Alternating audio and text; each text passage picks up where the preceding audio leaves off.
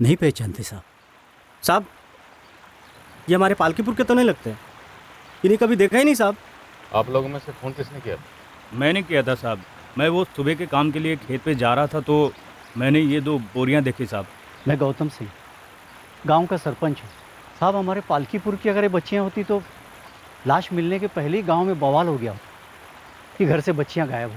सरपंच जी ज़रूरी नहीं, हो सकता है इन बच्चियों को इनके घर वालों ने गायब किया। हाँ, आप लोगों का कहना है कि ये बच्चियाँ आपके गांव की नहीं हैं? नहीं सर, ये हमारे पालकीपुर की नहीं है। बोरियों पे किसी भी कंपनी का कोई भी आइडेंटिफिकेशन मार्क नहीं और न ही बच्चियों की बॉडी या कपड़ों पर। बोरियाँ सेम हैं, कोई निशानी है बोरियों।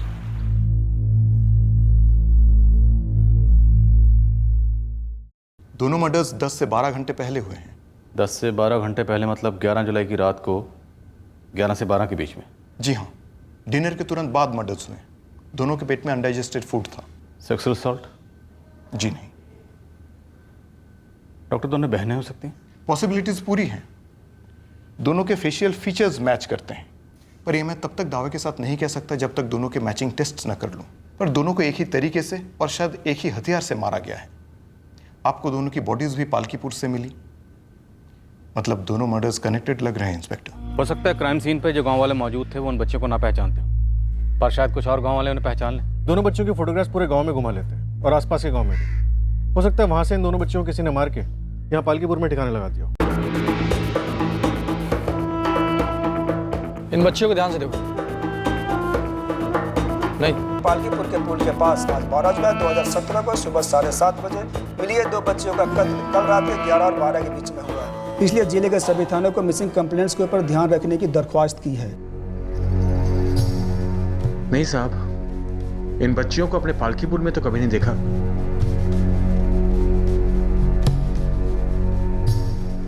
आप में से किसी ने इन बच्चों को देखा है कहीं पे? कौन है ये? क्या हुआ इन्हें? ये बच्चियां वही है ना जो पुल के पास।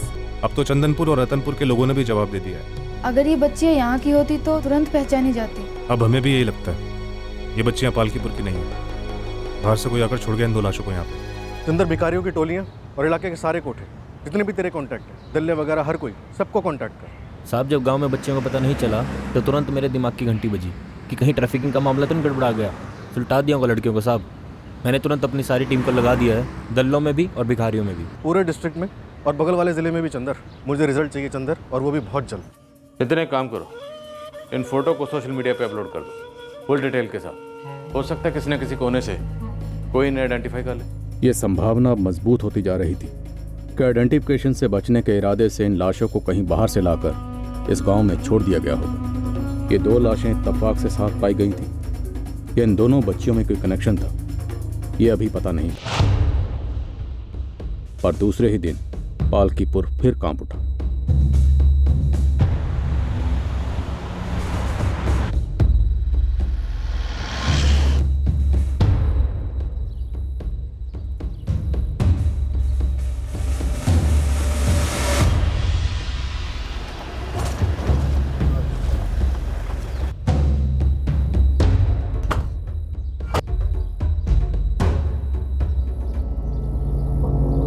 ये हमारे पालकीपुर की रुक्मिनी है। तालाब से कपड़े धोकर लौट रही थी, इसी ने देखी ये लाश यहाँ पर पड़ी हुई। आप रोज इसी रास्ते से जाती हैं? जी साहब। कल भी इसी रास्ते से गई थी? हाँ साहब, लेकिन कल तो हमें कुछ भी नहीं दिखा, या तो शायद हमें नजर ही नहीं पड़ी।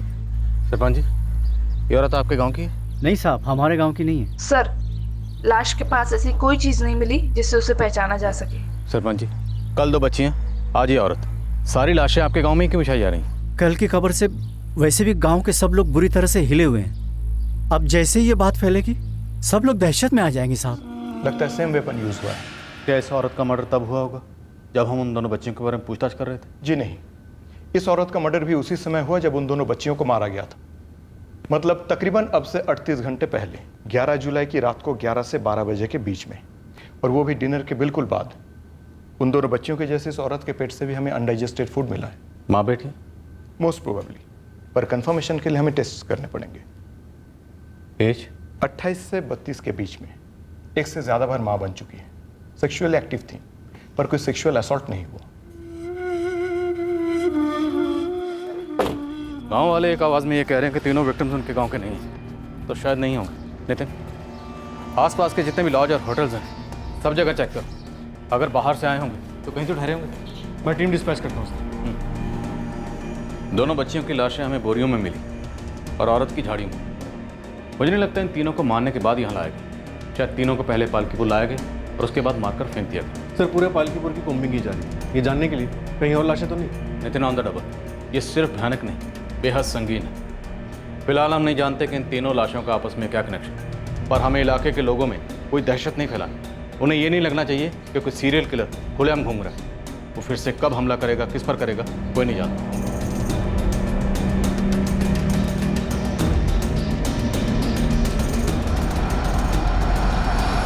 क्लासेस में हम लोग कैसे जाएंगे भाई? चुप कर ना, तू बात हो रही है ना, इसी के लिए तो हम। शांत हो जाइए, शांत हो जाइए। ऐसे हड़बड़ा के कुछ नहीं होगा, पुलिस अपना काम कर रही है। पर हड़बड़ाहट कैसे नहीं होगी सरपंच जी? हमारे पालकीपुर में पहले ऐसे कभी हुआ है क्या? ऐसे अज्ञात लाशें मिलना, बच्चों की, औरत की। अरे कौन है जो हमारे गांव का इस्तेमाल कर रहा है भाई? सरपंच जी, बच्चों को भी स्कूल भेजने से डर रहे हैं सब। अरे हम तो कहते हैं सरपंच जी, आज रात से ही पूरे गांव में पहरा देना शुरू कर देते हैं और हो सके तो पड़ोस के गांव को भी शामिल करते हैं। सुनील सही कह रहा है सरपंच जी, हमको ये करना पड़ेगा। आज तक ऐसा नहीं हुआ इस गांव में। शांत हो जाइए, शांत हो हमारे जाइए। गांव। ये पहरा देने के बारे में हम लोग बाद में बात करते हैं। सबसे पहले जरूरी है पुलिस की मदद करना। अगर किसी ने किसी के घर में या कहीं गांव में कोई अटपटा चीज देखा तो बिना संकोच, बिना डर के हमें या पुलिस थाने में जाके खबर करें। समझ गए आप लोग? पालकीपुर गांव के लोग एक खौफ के साए में जी रहे थे। तीनों विक्टिम्स में से किसी एक की भी मिसिंग कंप्लेंट हमारे हाथ नहीं लग रही थी। सर स्ट्रॉन्ग चांसेस हैं कि तीनों विक्टिम्स इस जिले के बाहर से हैं। यूपी की तकरीबन हर अखबार में इनकी तस्वीरें दी गई हैं। नितिन, एक बात खटक रही है। 2 बच्चियां, एक औरत इलाके में दाखिल हुए होंगे, कहीं रहे होंगे, फिर इनकी हत्या हुई होगी। ऐसा कैसे हो सकता है कि जिले के सारे अखबारों में इनकी तस्वीरें दी गई पर इन्हें किसी ने नहीं पहचाना? सर लॉजिस्ट से भी कुछ नहीं मिला। पूरे गांव की हाउस टू हाउस सर्च की जा रही है। सीधी बात है, लोग बोल नहीं रहे या फिर लोग झूठ बोल रहे। ऐसा कैसे हो सकता है कि मरे हुए 3 लोगों को तो लोगों ने देखा और जब वो जिंदा थे उन्हें किसी ने नहीं देखा? केस बिना चाबी के ताले की तरह होगा, ऐसा नहीं चलेगा। पुलिस वाले साहब लोग हम लोगों पे बहुत उम्मीद रखते हैं और अब तो अखबारों में भी डलवा दिया फोटो शोटो। कुछ भी करके बस लग जाओ।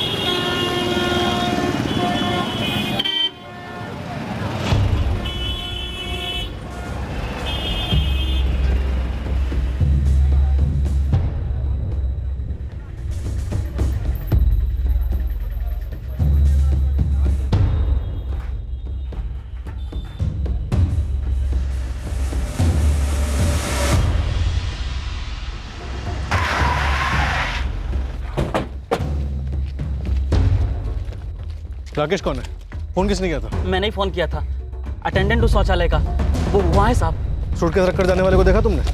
नहीं साहब, देखा नहीं।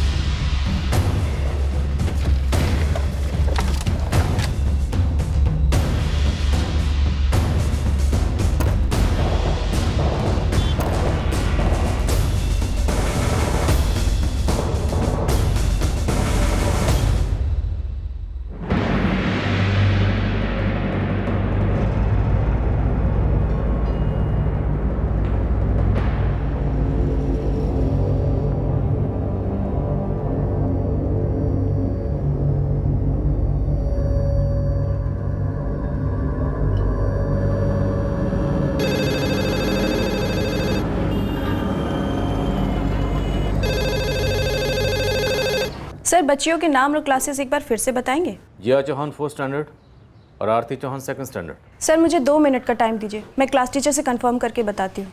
सर उस औरत की आइडेंटिफिकेशन हो सके ऐसी कोई चीज़ नहीं मिली सूटकेस में। सर ये दोनों बच्ची हैं, जिया चौहान और आरती चौहान। दोनों बहनें हो सकती हैं और वो और शायद इनकी माँ। सर इसमें जिया चौहान और आरती चौहान दोनों सगी बहनें हैं। 10 जुलाई से एब्सेंट भी है। मैम मैं आपको एक औरत की तस्वीर भेज रहा हूँ। इस औरत की बॉडी भी हमें यहीं मिली है, पालकीपुर में, और हमें लगता है कि शायद ये इन दोनों बच्चियों की माँ हो सकती है।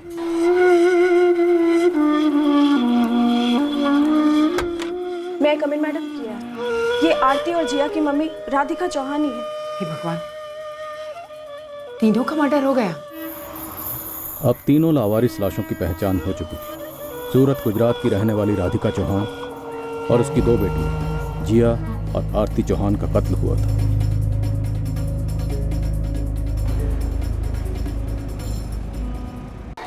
ये रहे सारे डिटेल्स। जिया और आरती चौहान का एड्रेस भी है इसमें।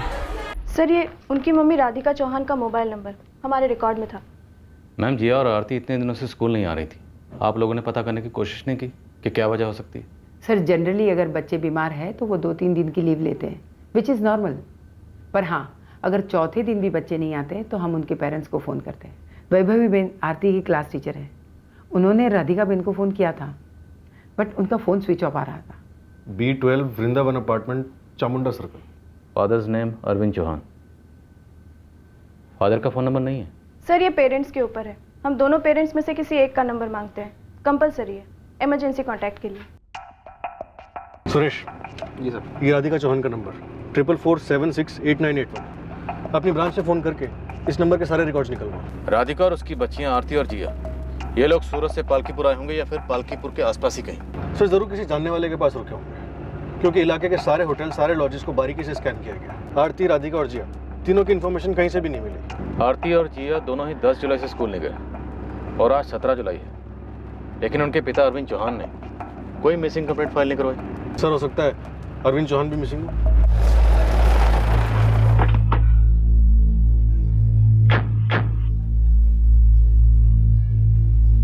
एक बरस से मैं और मेरे हस्बैंड संजय यहीं पे रहते हैं भाड़े पर। आपसे पहले अरविंद और राधिका चौहान यहाँ रहते थे? ये राधिका बेन और उनकी बेटियों का तो कभी मैंने नाम भी नहीं सुना। आप जरा सोसाइटी के ऑफिस में जाके पूछो ने। 1 साल पहले तक इसी सोसाइटी में रहते थे सब। फिर राधिका बहन जिया और आरती को लेकर घर छोड़ के चली गई और कुछ महीने बाद अरविंद भाई भी चले गए। राधिका और अरविंद के बीच झगड़ा किस बात को लेकर था? दूसरे आदमी को लेकर। ये दूसरा आदमी कौन था? उनका पड़ोसी। ये लोग B12 में रहते थे और वो रहता था B14 में। बंसी लालचंद नाम था उसका। अब आपको बंसी के बारे में ज़्यादा माहिती चाहिए ना, तो वो तो अपने चेयरमैन साहब नरेंद्र भाई ही बता सकते हैं। बाजू में RN एंटरप्राइज में काम करता था अरविंद चौहान। 7-8 साल पहले अपनी फैमिली के साथ में हमारी बिल्डिंग में रहने के लिए आया था। 2 साल पहले उसी ने बंसी लालचंद को यहाँ पे B14 में उसके बाजू में फ्लैट दिलाया। बंसी भी RN एंटरप्राइज में काम करता था ना, दोनों दोस्त थे। ये बंसी और अरविंद, इन दोनों में से किसी का यूपी से कोई ताल्लुक है? यूपी पालकीपुर या यूपी के किसी भी गांव से? गाँव का तो पता नहीं साहब, लेकिन दोनों गुजराती तो नहीं थे, यूपी साइड के थे। और इस बंसी की कोई फैमिली नहीं थी। वैसे अरविंद की फैमिली बंसी की फैमिली हो गई थी, ऐसा लोग कहते हैं। आपका क्या कहना है? ये बंसी हमेशा अरविंद के घर में ही पाया जाता था।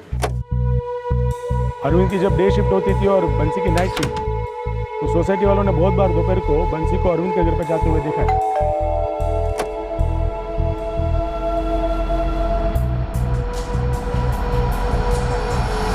फिर आगे क्या हुआ वो ठीक से मालूम नहीं, लेकिन पड़ोसियों ने गर्मा गर्मी सुनी थी। बाद में पता चला कि राधिका बहन उस बंसी के साथ में अपनी बेटियों को लेकर के चली गई। अरविंद चौहान कहाँ मिलेगा? वो इलाहाबाद साइड कहीं चला गया। जाने से पहले मिला था ना मुझे एक बार। अरविंद भाई, किस पति पत्नी के बीच में झगड़े नहीं होते, बात तो करनी चाहिए थी ना। ऐसे कैसे बिना बोले जाने दिया राधिका भाभी को? नरेंद्र भाई, ये पति पत्नी ये सारे रिश्ते यहाँ दिमाग में होते हैं। देखा, मुझे पति नहीं मानती। ऐसे कैसे नहीं मानती? वो तो बेटियां तुम्हारी। ये बावजूद नरेंद्र भाई राधिका मुझे छोड़कर चली गई। बहुत बड़ा धोखा हुआ मेरे साथ नरेंद्र भाई। इस बंसी को, मेरे यूपी वाले जात भाई को मैंने रहने के लिए घर दिलवाया, उसी ने मेरे घर में आग लगा दी।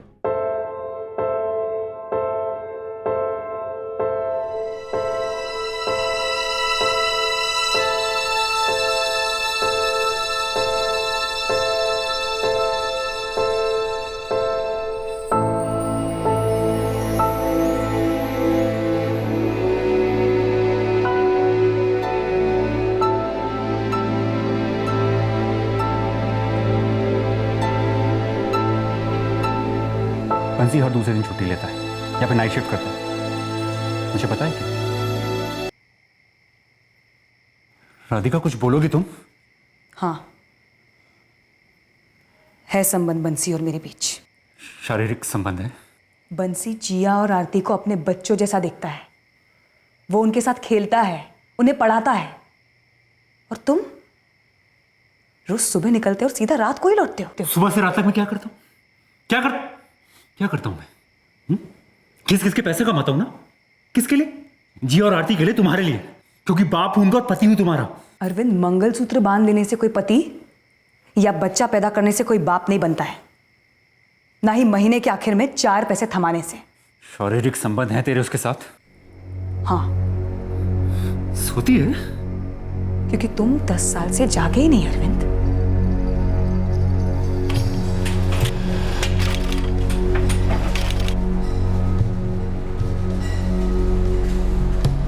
बंसी, जरा बाहर आना। क्या बात है? बाहर तो आ। गांव में तेरी बीवी है ना बंसी?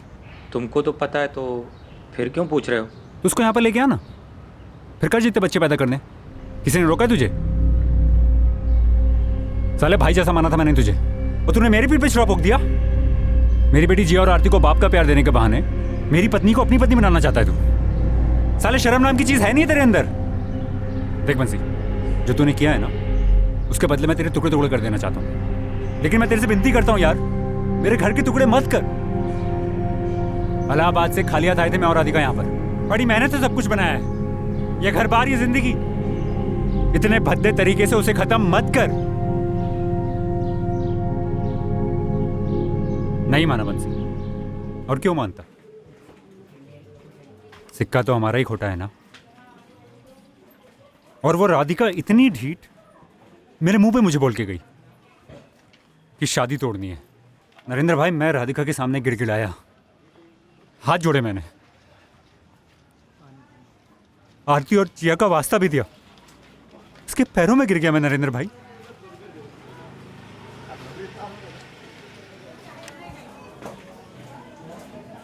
चली गई राधिका छोड़ के, मेरी दोनों बेटियों को भी ले गई।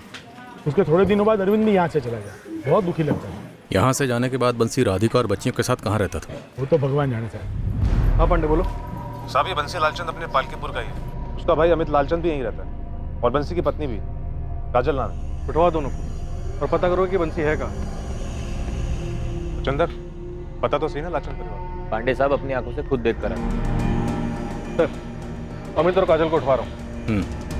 चलो, पालकीपुर का कनेक्शन तो क्लियर हुआ। इस अरविंद चौहान को उठवाते हैं। बंसी और अरविंद दोनों में से किसी एक का गुस्सा जरूर फूटा है। यह है अरविंद चौहान का नंबर, 44412445। ये क्या बोल रहे हो साहब आप? हमारे बंसी का किसी शादीशुदा औरत के साथ चक्कर? हमें सच में इस बारे में कुछ नहीं पता है साहब। देवर जी तो यहाँ आए ही नहीं है 4 महीने से। आप बंसी का फोन नंबर दे दो, और बंसी की बीवी काजल को बाहर बुलाओ। काजल अपने मायके गई है, कल सुबह ही निकल गई। भाभी बस 2 दिन के लिए जा रही हूँ। पर काजल ऐसे अचानक, सब खैरियत तो है ना रतनपुर में? हाँ भाभी, सब खैरियत है, बस माँ बाबूजी की याद आ रही थी, सोचे कि मिलकर आ जाते हैं। तो ठीक है, हम रतनपुर से बंसी की बीवी काजल को बुला लेंगे। आप काजल का पता दे दीजिए वहाँ का। मेरा भाई बंसी ठीक तो है ना? या आप मुझसे पूछ रहे हैं? आप ही ने बोला था ना कि उसका फोन नंबर बंद है। आप चलिए मेरे साथ। साथ चलिए? मतलब क्यों? आप बंसी के बड़े भाई हैं, आपको फिक्र तो होनी चाहिए उसकी।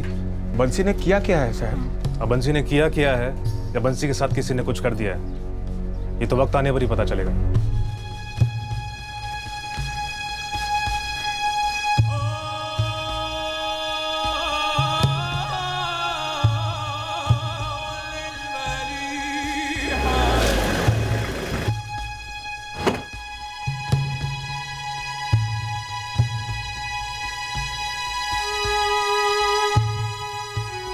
अरविंद चौहान जी, आपको हमारे साथ पालकीपुर चलना होगा। पालकीपुर क्यों? आपकी पत्नी राधिका और आपकी दोनों बेटियां जिया और आरती, तीनों की लाश मिली है।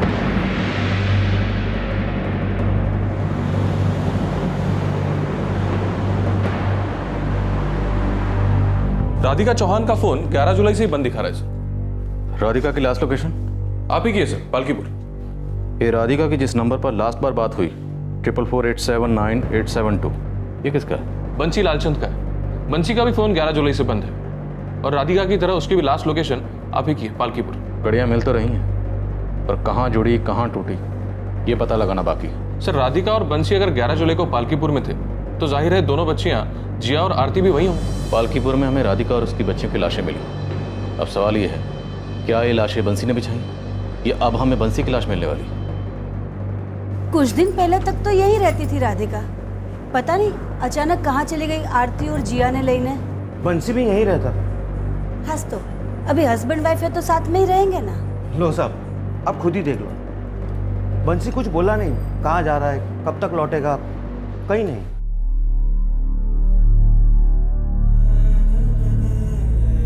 काजल यहाँ आने वाली थी, उसके बारे में तो उसने हमें बताया भी नहीं। आपकी बेटी काजल पालकीपुर में अपनी जेठानी से यह बताकर निकली थी कि आप लोग से मिले रतनपुर आ रही है, और आप कह रहे हो कि आप पहुंची ही नहीं। आपके बेटी के पति बंसी को ढूंढ रहे हैं, और आप ही बता दो कहाँ छुपे हैं दोनों।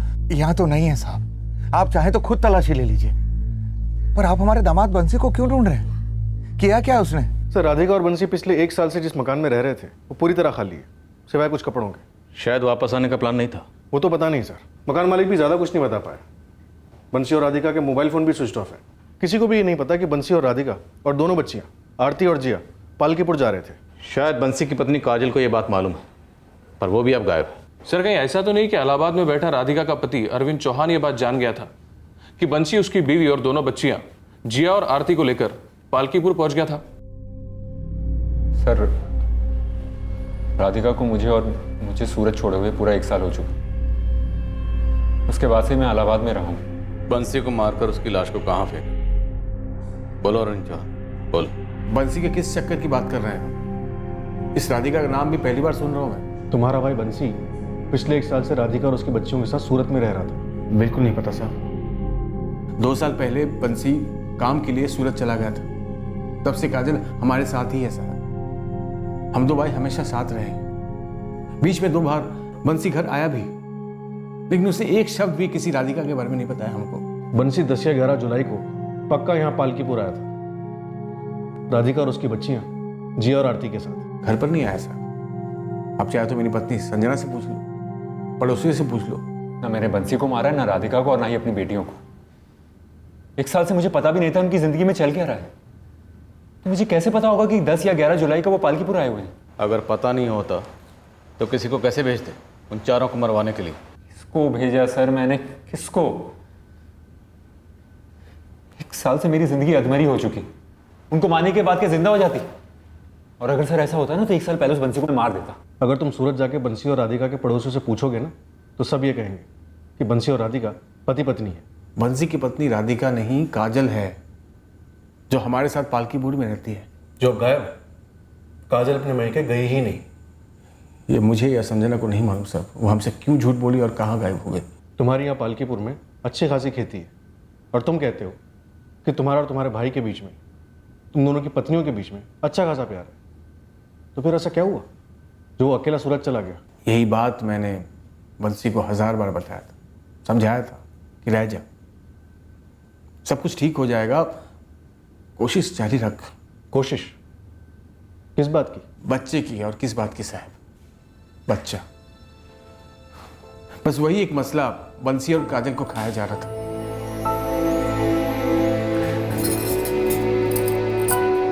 क्या बोली डॉक्टर साहिबा काजल? अरे भाई, कहाँ छुपाना, बोलना बंसी। अरे भाई बोल भी दे, काहे चुप बैठा है? क्या बोली डॉक्टर साहिबा? वही बोल रहे हैं जो 4 साल से सब डॉक्टर रट लगाए हुए हैं। कोशिश करो और कोशिश करो, सब कुछ तो कर रहे हैं भैया, सब कुछ कर रहे हैं। काजल को बच्चा हो ही नहीं रहा है। जब होना होगा तब होगा, और अभी तो वक्त है हाथ में, और अच्छा वक्त जरूर आएगा, तुम देखना। अमित भैया, हमको लगता है ना कि भगवान चाहता है कि हमको जीवन में बच्चे का सुख कभी मिले ही नहीं, मधुरी जिंदगी जिए। दिल छोटा मत कर भाई, तू कर करा कर भी क्या कर सकता है? बस कोशिश ही कर सकता है ना। अब जब तेरी गलती है ही नहीं, तू ठीक भी क्या कर सकता है भाई? बंसी इतना मायूस रहने लगा कि यहाँ पालकीपुर में उसका दम घुटने लगा। साहब, हमारे चाचा का लड़का सूरत में काम करता है, उसने बंसी के लिए सूरत में नौकरी ढूंढ ली और बंसी सूरत चला गया। और वो 2 साल के लिए वहीं रह गया। तुम लोगों को जरा सा भी शक नहीं हुआ? नहीं हुआ साहब, क्योंकि बंसी हमेशा कहता था कि सूरत में उसका काम अच्छा चल रहा है और बहुत जल्द काजल को अपने साथ लेके जाएगा, इलाज भी उसका वहीं कराएगा। बंसी यहाँ पालकीपुर राधिका और उसकी दोनों बच्चियों के साथ आया था, ये हकीकत है, सबूत है हमारे पास। अब वो अपने गांव आता है और अपने घर नहीं जाता, तो फिर वो और कहाँ जा सकता? या कहाँ छुप सकता है, या फिर तुम हमसे कुछ छुपा रहे हो? सर मुझे नहीं पता राधिका और बंसी ने शादी की या नहीं की। मुझे सिर्फ इतना पता है कि राधिका और मेरे बीच में कोई कानूनी डिवोर्स नहीं हुआ था। राधिका बस चली गई थी, उसके बाद से मैंने उसका मुंह तक नहीं देखा। और तुम्हारी बच्ची हैं जिया और आरती, राधिका उन्हें भी तो साथ ले गई थी। फिक्र नहीं हुई तुम्हें उनकी? याद नहीं आई कभी उनकी? क्यों याद नहीं आई सर? मैं जी रहा था, उन्हीं के लिए जी रहा था। लेकिन राधिका ले गई आरती और जिया को अपने साथ। उसके बाद सूरत में मेरा रहने का कोई मकसद नहीं रहा, इसलिए इलाहाबाद वापस चला गया। ये बंसी के, ये राधिका के और ये अरविंद चौहान के कॉल रिकॉर्ड्स। क्या अरविंद ने किसी पेशेवर हत्यारे को भेजा था अपनी पत्नी और दोनों बच्चियों को मरवाने के लिए? कॉल रिकॉर्ड से तो ऐसा कुछ नहीं पता चल रहा है सर। और ये काजल, ये भी गायब है। 16 जुलाई को उसका फ़ोन यहीं पालकीपुर में ही स्विच ऑफ हुआ था। और 16 जुलाई को ही राधिका और उसकी बच्चियां जिया और आरती, उनकी बॉडीज की आइडेंटिफिकेशन हुई थी। सर एक बात है, भले ही बंसी के भाई अमित और भाभी संजना को कुछ ना पता हो, लेकिन शायद बंसी की पत्नी काजल को बंसी और राधिका के अफेयर के बारे में पता चल गया हो। तो फिर काजल को यह भी पता होगा कि बंसी राधिका और उसकी दोनों बच्चियों को लेकर पालकीपुर आने वाला है। और अगर ऐसा हुआ है तो सवाल यह है कि काजल ने उन्हें किससे मरवाया? सर हो सकता है अरविंद को पहले से पता चल गया हो और उसने यहाँ पालकीपुर में ऑलरेडी किसी को रेडी रखा हो। सूटकेस में हमें दोनों बच्चियों के कपड़े मिले, बंसी और राधिका के नहीं। हो सकता है यहाँ आने से पहले उनका काम तमाम कर दिया गया और बंसी और राधिका के सूटकेस में कुछ ऐसा हो कि खूनी अपने साथ ले गया हो। लेकिन नितिन, खूनी है कहाँ? कहीं काजल तो नहीं? अब देखा जाए तो काजल का मोटिव भी अरविंद से कम नहीं है। अगर अरविंद का घर उजड़ा है तो काजल का भी उजड़ा। और दूसरी तरफ काजल का गुस्सा और दर्द समझो। काजल मां नहीं बन पा रही थी, जिसकी वजह से उसका पति उसे छोड़कर दूसरी औरत के पास चला गया। तो शायद खुद बंसी ने राधिका और बच्चों को मार डालो। पॉसिबल है, पर सबसे पहले हमें यह पता लगाना है कि चारों बिना किसी को कुछ भी बताए सूरत से पालकीपुर कैसे आए। और यहाँ पालकीपुर में इनके आने की किसी को कोई भनक तक नहीं, और 3-3 मर्डर हो जाते। नितिन, लॉजिक कुछ बैठ नहीं रहा। और ये बंसी पता नहीं कहाँ है। अब या तो ये खुद मारा गया या फिर ये तीनों मर्डर करके फरार हो गया। अरविंद चौहान को 2 दिन के लिए इंटरोगेट किया गया, पर उसका जुर्म में शामिल होने का कोई भी सबूत हमारे सामने नहीं आया। बंसी के बड़े भाई अमित पर कड़ी निगरानी रखी गई, ये पता लगाने के लिए कि कहीं वो बंसी को छुपा तो नहीं रहा था, कहीं उसे सारे कांड के बारे में पता तो नहीं था। रतनपुर में बंसी की गाय पत्नी काजल के घर को भी हमने अपने रडार में शामिल किया। मतलब कोई रतनपुर का रिश्तेदार हो यहाँ काजल का, या कोई पुराना आशिक? ना साहब, आशिक तो हो ही नहीं सकता। इस बात को भी टटोला गया कि काजल का पालकीपुर गांव में किसी के साथ कोई संबंध तो नहीं था जिसने काजल के लिए इस हत्याकांड को अंजाम दिया। आखिरकार इस रहस्य का खुलासा हो ही गया कि पालकीपुर में आने के बाद बंसी, राधिका और उसकी 2 बेटियां कहाँ रुके थे। साहब, काफी अंदर तक उसके पूछताछ करने पर पता चला है कि ये जो मकान है इसे बंसी लालचंद ने 8 महीने पहले 4 लाख रुपए में खरीदा था। ये 8 लाख रुपए बंसी लालचंद ने अपने भाई अमित से लिए। खेती कैसा है कुछ? साहब, बंसी का भाई अमित तो मना कर रहा है, लेकिन हमने उसे बैंक की पासबुक लाने को बोला है।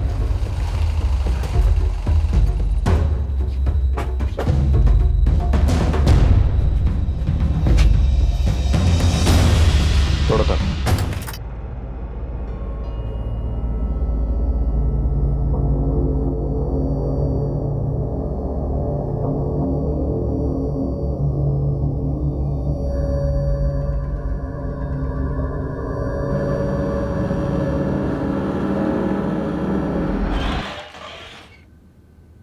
सर, बंसी के नए घर से मिले ब्लड सैंपल्स राधिका, आरती और जिया के ब्लड सैंपल से मैच कर गए। बंसी के ब्लड सैंपल्स नहीं मिले घर से। बंसी और उसकी वाइफ काजल के फोन्स सर्वेलेंस पे डाल दिए। यूपी के हर थाने में उनके नाम का रेड अलर्ट जारी कर दिया गया। खबरी नेटवर्क भी ओवरटाइम काम कर रहा है। बीच बीच में काजल का फोन स्विच ऑन होता, लोकेशंस ट्रैक होते रहे। पहले ऋषिकेश उत्तराखंड में, फिर हरिद्वार। कुछ दिन बाद फोन दोबारा से स्विच ऑन हुआ और इस बार उज्जैन में। सर, काजल का फोन कल गुजरात के द्वारका सिटी में स्विच ऑन हुआ। वहां पर एक टीम ऑन द जॉब है, पर अभी तक काजल या बंसी किसी को भी ट्रेस नहीं कर पाए। स्विच ऑन होने के बाद फोन किसे किया गया? किसी को भी नहीं सर, यही तो हैरत की बात है। इनफैक्ट ऋषिकेश में इस इंस्ट्रूमेंट में दूसरा सिम कार्ड भी डाला गया। हमने सिम सेलर को ट्रैक भी किया, लेकिन उसके आगे डेड एंड। नितिन, कहीं ऐसा तो नहीं वो इंस्ट्रूमेंट अब काजल के पास है ही नहीं? काजल ने वो इंस्ट्रूमेंट कहीं डंप कर दिया हो और वो इंस्ट्रूमेंट अब कोई दूसरा या तीसरा इस्तेमाल कर रहा हो, और हम काजल की जगह इस दूसरे या तीसरे को ट्रैक कर रहे हैं। पर सर इन सब में मुझे एक पैटर्न नज़र आ रहा है। तुक्का है पर बोल रहा हूँ। जिन 4 जगहों पे ये फ़ोन स्विच ऑन हुआ वो चारों जगह तीर्थ स्थल है। ऋषिकेश, हरिद्वार, उज्जैन और अब द्वारका। कहीं ये काजल पश्चाताप की आग में तो नहीं चल रही, या फिर काजल और बंसी दोनों पॉसिबल है सर। तो फिर अगला धाम कौन सा होगा?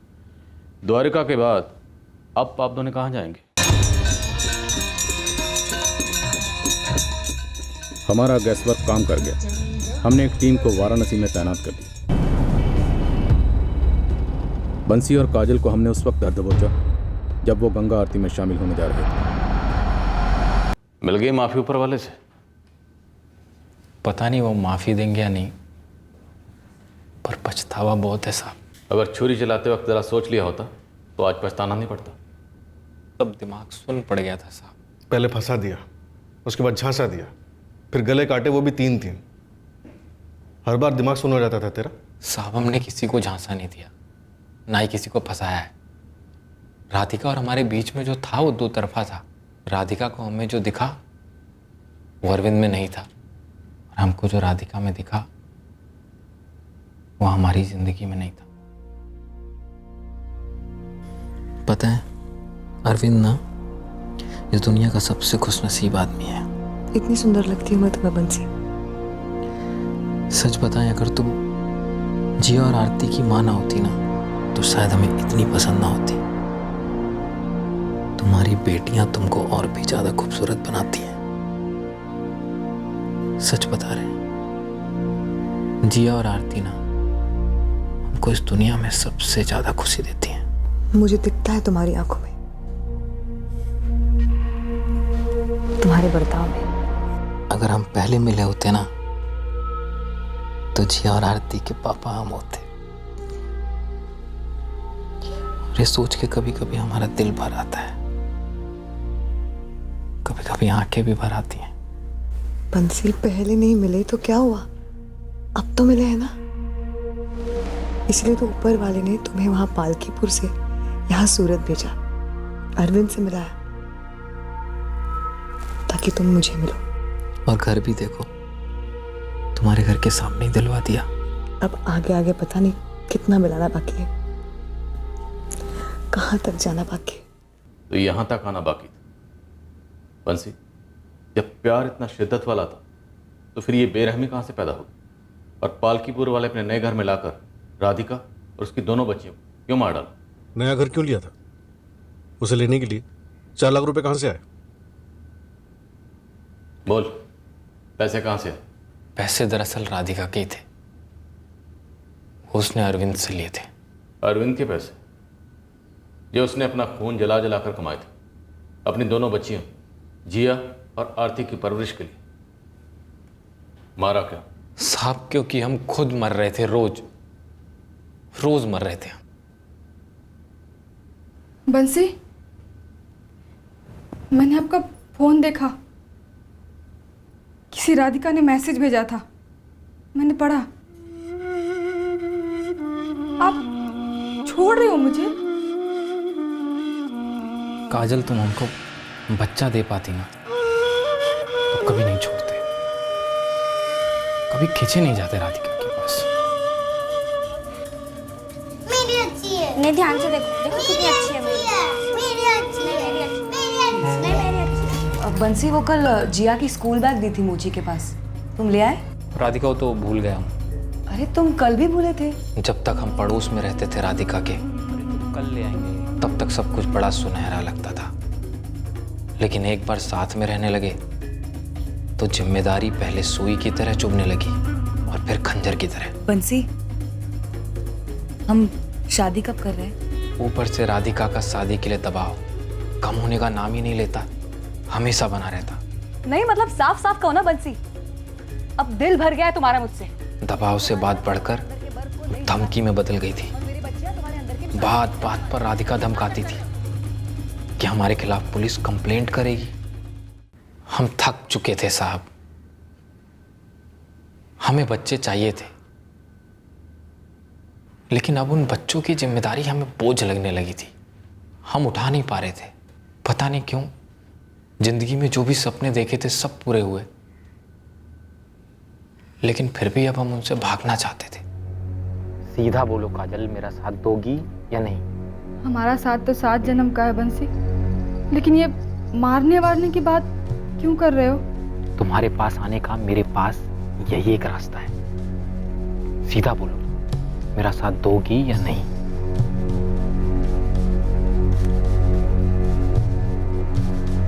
बड़ी आसानी से साथ दे दिया काजल जी। ऐसा आपको लगता है साहब जी, लेकिन मेरे लिए कुछ भी आसान कभी नहीं था। मैं बच्चा नहीं पैदा कर पा रही थी और माँ बनने का सुख जानती थी मुझे नहीं मिलने वाला है। लेकिन मेरा पति मुझे ठुकराने के बाद मेरे पास वापस आना चाह रहा था। मेरी टूटी फूटी इज्जत का सवाल था साहब। अपनी टूटी फूटी इज्जत को बचाने के लिए 3 कत्ल करवा दिए। इतना संगीन जुर्म। हम राधिका को पालकीपुर लेकर आए उसकी बच्चियों के साथ, और ये कहकर लाए थे अमित भैया और संजना भाभी के सामने शादी होगी हमारी। पालकीपुर में काजल ने पहले से सारी तैयारियां कर रखी थी। राधिका ने काजल को कभी नहीं देखा था। हमने राधिका को कहा कि काजल हमारी भाभी है और भैया अगले दिन आएंगे।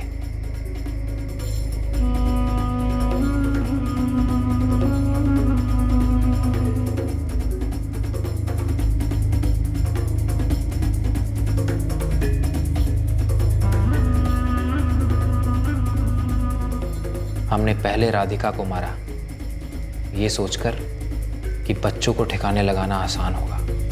फिर रात के अंधेरे में हमने लाशों को अलग अलग ठिकाने पर छोड़ दिया।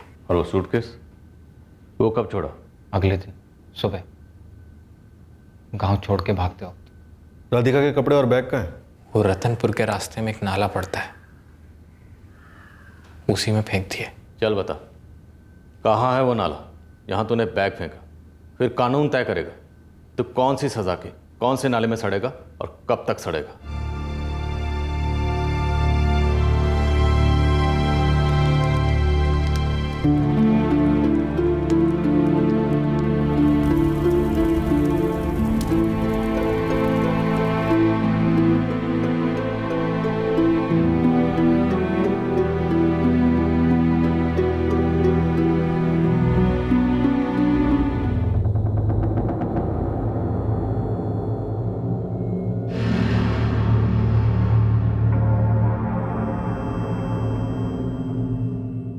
घास हमेशा सामने वाले के आंगन में ज्यादा हरी लगती है। ये एक मिथ्या है, एक भ्रम है। बंसी की फैंटेसी थी कि वो एक बाप का रोल अदा करे, पर असलियत में वो ये भार नहीं उठा सका और कुचली गई एक औरत और उसकी 2 बच्चियों की जिंदगी। राधिका इस भ्रम में थी कि उसका प्रेमी उसके बच्चों के लिए बेहतर बाप साबित हो। वो उन्हें समय दे पाएगा जो उसका पति नहीं दे पाता था। मां ना बन पाने और पति के ठुकराए जाने से घायल काजल भी एक भ्रम में थी।